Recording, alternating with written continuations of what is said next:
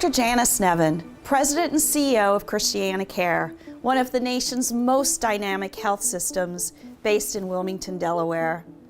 I am so excited to welcome you to CRISPR in a Classroom. This educational video series is designed to introduce high school students to one of the most exciting frontiers of science and medicine today. The series uses the revolutionary CRISPR gene editing tool as a launch pad to begin a very important discussion: how to improve trust in minority and underserved communities, especially the African American community, to participate in and benefit from the latest scientific and medical discoveries. Unfortunately, history has shown us that the medical research community hasn't always lived up to its best ideals.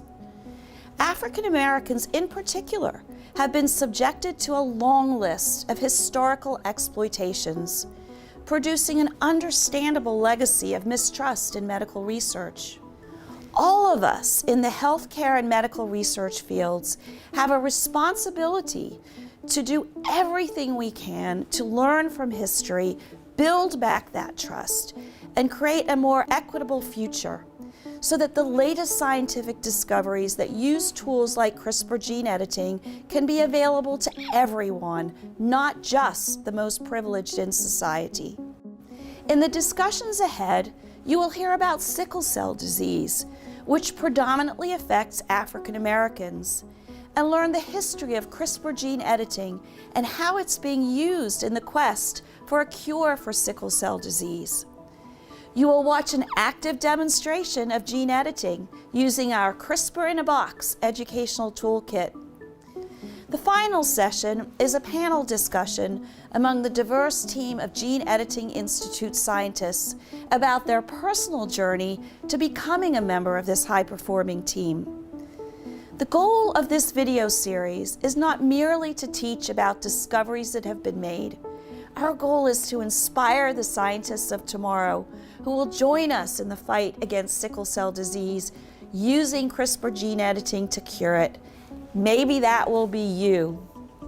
We also hope that this series can help you to begin a conversation with your friends and your families, and you can share what you learn and your insights and help to build new trust and excitement about science and medicine and the next generation of breakthrough technologies that can cure diseases and create better health. I hope you enjoy it. Thank you.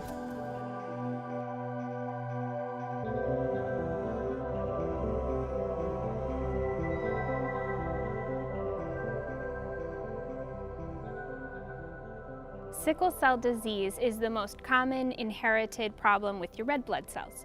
Usually your red blood cells are nice and circular, kind of like a donut, soft, and they are able to change shape to flow through your vessels.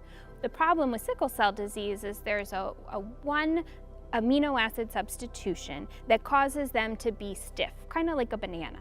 They form that sickled shape, and that makes them less able to flow easily through your blood vessels. People with sickle cell disease are born with it, and it causes a variety of complications across the lifespan.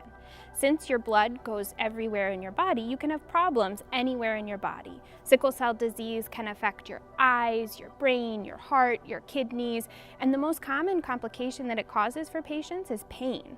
Pain can happen anytime, anywhere, and there's no lab value that tells you it's a crisis. There's no physical exam finding, there's no imaging test, and so that's one of the really difficult things about sickle cell disease. What's life like for a patient with sickle cell disease? These crises can happen day or night. There's no opening hours or time for crises. We do know that out of the about 1,000 patients that the Center for Special Healthcare Needs takes care of, sickle cell disease is the #1 reason that patients are admitted to the hospital. Oftentimes, patients with sickle cell disease who have pain try their very best to manage that pain at home. They don't want to come to the hospital. It's not the place that they're able to feel better. So a patient with sickle cell needs to have direct access to their team 24/7. So in the daytime hours, we have a hotline phone number where a patient can call and get directly to our team. I have a patient who wants to share a little bit about what he experiences every day with sickle cell. He was calling our hotline to have access to the infusion center. He tried his home pain plan and it just wasn't working. Please listen to this patient.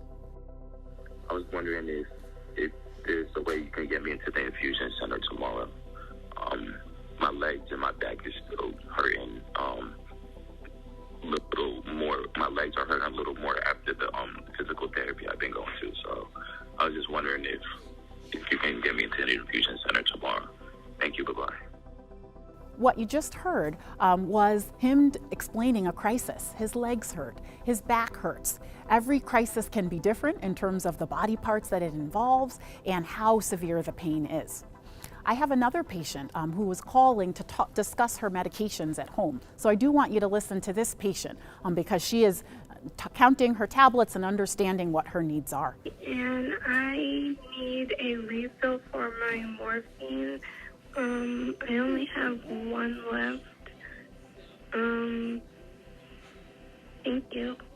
So what you heard is this request and ability to navigate the healthcare system. It involves not only our team, but sometimes the pharmacy, sometimes physical therapy. Patients are networking with a lot of healthcare providers to get the care that they need, and often need advocacy from our team. Sometimes you can't tell a person has sickle cell. It's one of those silent diseases, and so they require us all the more to speak up and to talk and advocate for the care that they need. I think the thing to take away is that taking care of patients with sickle cell disease is a team sport. I like to open all of my new patient appointments with, tell me what sickle cell disease has been like for you.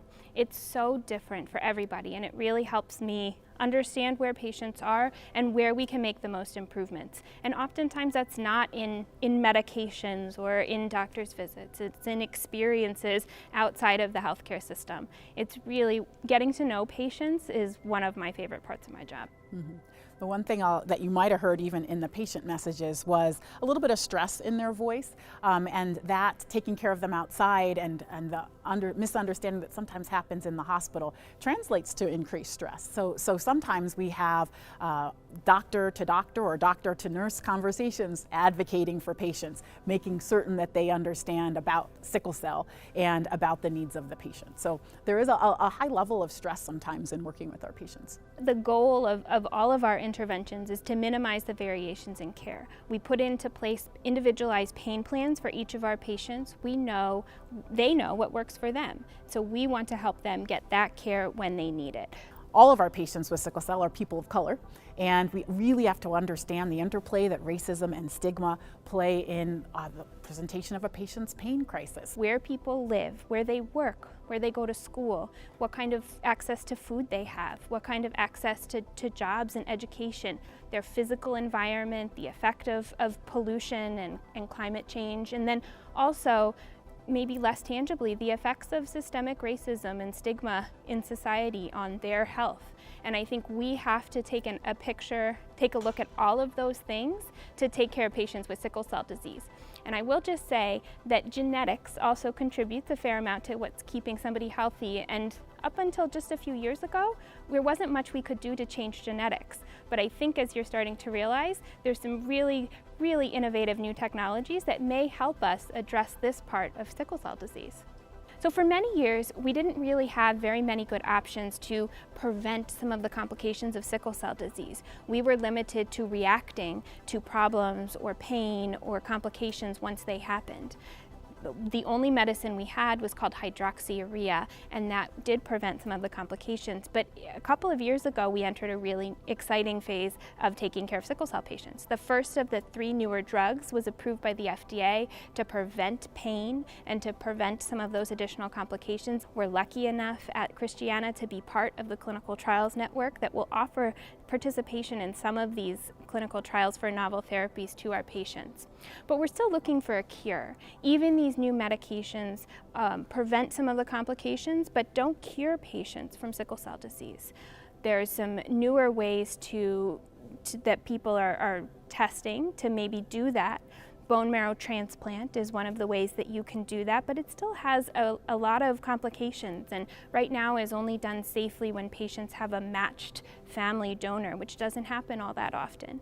One of the other ways that we are investigating for treating sickle cell disease or curing sickle cell disease is gene editing, and that's part of the reason why we're here talking about this. The goal is to prevent organ damage and complications in childhood to keep patients healthier as adults. So we've talked a lot about sickle cell. I hope you have heard a little bit from our patients to understand the road that they travel every day. This has been an absolute privilege to be a part of this event. Thank you so much.